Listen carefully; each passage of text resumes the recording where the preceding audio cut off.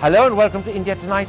I'm Karan Thapar. Suggestions that the government needs to limit the size of weddings and large functions and restrict the quantity of food served has created a debate that encompasses values, economics, taste and the sort of society we want to be. Tonight we explore the many aspects of this decision.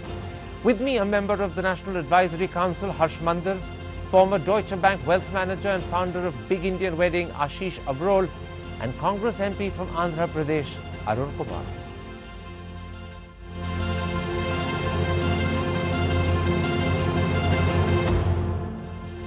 Is your reason for agreeing to a restriction on the quantity of food a moral one or an economic one, or is it a mixture of both? Both. Both. Yes. Let's take up, Ashish Abrol, beyond the question of morality and economics, the question of taste. The big fat Indian wedding, and I know that's the name of your company as well, which lasts for days, costs crores and can often stretch to thousands of people, is actually a questionable display of ostentation and vulgarity. Are those not good reasons for curbing it? I want to preface my argument by stating that wastage of food is a serious issue. However, the decision of the government, Mr. K.V. Thomas, he's come out with a statement saying that we should curb the size of these weddings, I think is a retrograde step. And why I say that is because it is in opposition to a free market operation. What will come next? Are we going to limit the size of cars of people? Are we going to limit the lehenga that the girl wears at the wedding? Where are we going to stop? So the point is that this is a knee-jerk reaction. It's a populist sentiment that is being echoed by the minister. I think what needs to be done is that we need to create an ecosystem. I think the government should be working on creating an ecosystem where the wastage of food, like I said, is a serious issue. How that wasted food reaches the right recipients is the point that we need to address. Okay. Let me, gentlemen, play devil's advocate with your views. First, Harsh Mandar, is there a paradox in a country that is sitting on a record grain harvest contemplating a food restriction order? Might this not actually have an adverse impact on India's international image, and might not India, in fact, in some quarters become a potential laughingstock? No, I don't think. I mean, I think that certainly the fact that we have grains rotting in our warehouses and every second child in India is malnourished is something that is making us a laughingstock. That does call to question our claims of being an emerging economy. Let me put it like this, Mr. Arun Kumar. Vulgarity and waste, no doubt, are undesirable, but in a democracy where the people's right to choose and do what they want is sacrosanct, would not the government imposing arbitrary restrictions actually be illiberal, undemocratic, and very possibly also unconstitutional? See, we are going to put this bill in a democratic way. It will be passed by the parliament. Only then it will become a bill. It still will be illiberal. Let me put the issue like this to you, Ashish Abrol. In 2006, the University of Western Ontario in Canada did a study, and it's an unquestioned study at the moment, which showed that 20% of India controls 70% of the country's wealth. In any democracy, the government has a duty to try and even out that figure. And surely one of the essential first steps is to curb wasteful expenditure at large functions and weddings, which only exacerbate social divisions and add to the disharmony of the country. Well, you know, the point that you make, the study is obviously very revealing and the numbers are very, very shocking. Like I said earlier, the argument is absolutely valid and there needs to be something that needs to be done. However, I think the remedy that is being recommended is what I don't agree with. Even this point that you just made about the study from the University of Western Ontario, I think the issue here is that we are a poor country and there's division between the haves and the have-nots. However, is the solution curbing and opposing free market operation? I don't think so. My remedy would be that we need to create a policy environment. I think the solution to all such issues is creating the right policy environment. That's why governments are in the business. Can I put this to you? If Pakistan, and I admit freely that they have economic problems which we don't share, but as a society in terms of values they are identical to us. So if Pakistan can impose an order which limits the amount of food served at weddings, why is it something that we shouldn't even consider? I don't think we should even consider it, because I think if I were to agree with your point, then you know, we are a very different economy from Pakistan. We are a much larger economy. We are a much freer economy.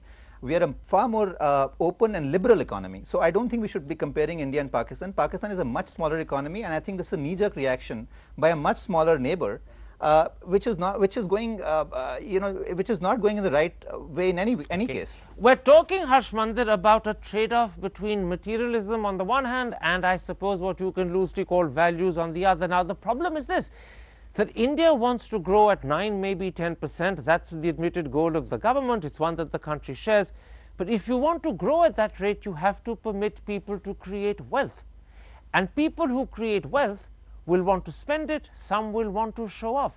Now the showing off may be undesirable, but it's part of human nature. If you now try and put curbs on human nature, you could end up retarding development altogether. Might this not have a terrible impact on India's dreams and hopes of growth, which are the only real way of abolishing poverty? 30 to 40%, 30% at the lower end, probably 40 is a more accurate figure, of Indian farm produce rots before it even gets to the market. Now if on top of that you put restrictions on what can be served, then what a farmer sells will shrink even more. You're going to affect farmer incomes very substantially, and that's 66% of your population. That's totally a different matter. For that, what we have to do, we have to do. It's true that a lot of food that is produced is being wasted. For that, it's a different now you're matter. stopping people from even selling and buying, so there'll be more food that will be wasted. Display of wealth, okay, you can call 5,000 guests, give them each guest one car as a presentation because they have attended the wedding. But to confine this particular dining thing, that is where the food is being wasted. That is to be confined. There is nothing wrong in it. Ashish abroad, it seems to me that the real touchstone of the argument is not the economics, not even, although it is a very important concern, the relative malnutrition and deprivation. The real touchstone is the vulgarity, the ostentation, which in a poor country is deeply disturbing and becomes in fact a moral issue. As someone who runs an organization called the Big Fat Indian Wedding, and presumably therefore you revel in a sense in the size, how do you ensure that quality of celebration is maintained rather than vulgarity? You know, Karan, I think I go back to saying the same thing, that vulgarity and ostentation and display of wealth is a personal matter, and I don't think governments have a role there at all. The moment governments start to interfere and dictate what is the way an individual or an organization needs to display its wealth or what it owns, I think that's where the problem starts, and that's interference in the operation of a free economy. And I think Mr. Harshmandir mentioned that interfering in the operation of a free economy is okay. I completely disagree. I think it's not okay. I think the reason that India is today where it is, one of the biggest reasons is that we take one step forward and 3 steps backward. And this is exactly one of those points. And I go back to the same thing that you mentioned about Pakistan earlier. I think we need to be comparing ourselves in this respect, if at all, with the capitalist nations. Pakistan is not a free capitalist society. We should be comparing ourselves with the United States. We should be comparing ourselves with Europe. Have any of them ever implemented a restriction like this on free operation of the economy? Well, the United States actually had prohibition right through the 20s, and it did it for moral reasons. They may have then changed their constitution to do away with it, but the answer to your question is but that was alcohol. And it was done for moral reasons because it was considered to be something that was undesirable. So comes from the Bible, entirely different issue. Comes from the Bible. That's a religious dictate which tells them that you should not be consuming alcohol. This is an entirely different, this is an ostentation. Let's take a break at that point. Let's come back and ask, if we were to consider implementing such restrictions, how would we go about it? Would that in fact suggest that they are so difficult to implement, so impractical, that they ought not to be considered at all? In other words, not in terms of concept, but in terms of practice, does this become a very difficult issue? Welcome back to India Tonight. We're discussing the issue, should there be restrictions placed on the size of weddings and on the quantity of food served? Mr. Arun Kumar, you're someone who firmly believes that there should be such restrictions.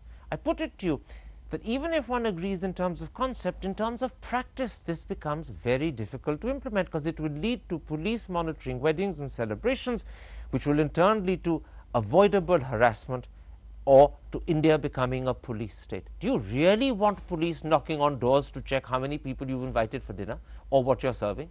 This is, you are unnecessarily magnifying the issue. It's not like that. See, police cannot do whatever they like. Once you impose a restriction. Unfortunately, in India, police often do whatever they like, and they often do it at the dictates of politicians like you. But leave that as an aside. No, I don't agree. And there will, in practice, guest control orders of the type that we saw in the 60s be very difficult to implement in the 21st century. Not only will it be an infringement of people's rights because you'll have police monitoring weddings, but there'll also be a huge potential for bribery and corruption when people will be trying to bribe policemen to go away and not watch. You know, a law like this first lays down what we accept collectively as morally and legally acceptable. I mean, there's a law right from independence which bans untouchability. But untouchability continues to be practiced. But it is still important that there is a law which says that this is not only illegal but unconstitutional. I think there's place for a law which places restrictions. But I do confess to be somewhat ambivalent about how it's going to be enforced. I agree with Mr. Arun Kumar that a large number of people who are poor and feel pushed into ostentatious displays at wedding because they have to keep up with the Joneses and so on, they would feel some degree of release. But I do realize, and that is why I have some degree of ambivalence about this measure, that it will result in a lot of harassment and corruption, and the rich have got away with whatever they feel like doing. They'll continue to probably get away with this kind of display. Let me put it like this. Is it possible for our society not to have to do this by way of law and legislation or police restriction, but by force of public opinion? One of the great things about Western societies today is that the sort of vulgarity and ostentation that leads to politicians or maharajas or businessmen, and I can name one in each category, I just don't want to embarrass them by naming them, holding gross, vulgar weddings, that doesn't happen in the UK and America. And the reason is because public opinion considers it vulgar and public opinion prevails. How do we ensure public opinion prevails in India? I think I think that's a very interesting point you make, and I think it's the evolution of society more than public opinion. I don't think. But hang on a second, we've got 5,000 years of civilization behind us. I don't think the UK and America can claim that. America is only 200 years old. Let me clarify my point. Evolution of society in terms of when we started to acquire wealth. The acquisition of wealth is a 30-year-old, 40-year-old I thought in the phenomenon. days of the Mughals we were the richest country in the world. We don't seem to display any of the civility that the West displays today, which I think is a direct function of an evolution of society. Is there something wrong with the character of the Indian people, therefore? Even when we are rich, right, and used to wealth, we still insist upon being vulgar. We used to be a very civilized society, as I read. Used to be civilized. Used to be a civilized society, but like you said, a 5,000-year-old society. We were a very civilized society, but today we are not. And I think one of the reasons, and this is something, this is something that you can compare across the world. If you go to societies which are poor, their levels of civility are lower. Their levels of corruption, they are absolutely identical. If you look at the BRICS nations as an example. Okay. No, but don't go to the BRICS. Stick with the point you made about India. It's very interesting. I want to bring in Mr. Arun Kumar. Mr. Arun Kumar, would you accept that our level of civility or civilization, despite the wealth that we've enjoyed, despite 5,000 years of culture, doesn't quite come up to scratch? I don't agree. See, I feel strange you don't agree, because actually you want to do it by law. No, we are the most civilized society in the world. Yes, there is no doubt about so it. So civilized that you don't like the way we hold our weddings. So very quickly, there's a point that Mr. Arun Kumar made earlier about the difference between the rich and the poor, and I think he said that if you are not compelled to make that investment in a bigger wedding, that will sort of ease out the tensions between the rich and the poor. Then we should also interfere in the cars that the people drive. Aston Martin, Bugatti, the government is allowing those companies to come into the country. Let me bring in Harsh Mandir. Harsh Mandir, let me put this to you, and we have really just 10-15 seconds, so you'll have to give me a brief answer. But is this an area where at the end of the day the media and public opinion should try and change people's attitude and thinking the government should keep out? But a quick answer. No. I think that we need to look at our education. I mean, it's the values that we bring up people with. I mean, we were brought up believing that you shouldn't waste food. You should spend less. Okay, what you're really saying, and I'm going to stop you there because we run out of time, is this is an issue that Indian education needs to get into. We need to be brought up to have values where displaying your wealth is not the most important way of impressing people, but displaying instead your nobility is more desirable. Now that would be wonderful if we could actually do it, but I suspect we're going to be displaying our wealth for many generations to come. My thanks to my guests for coming here to the studio.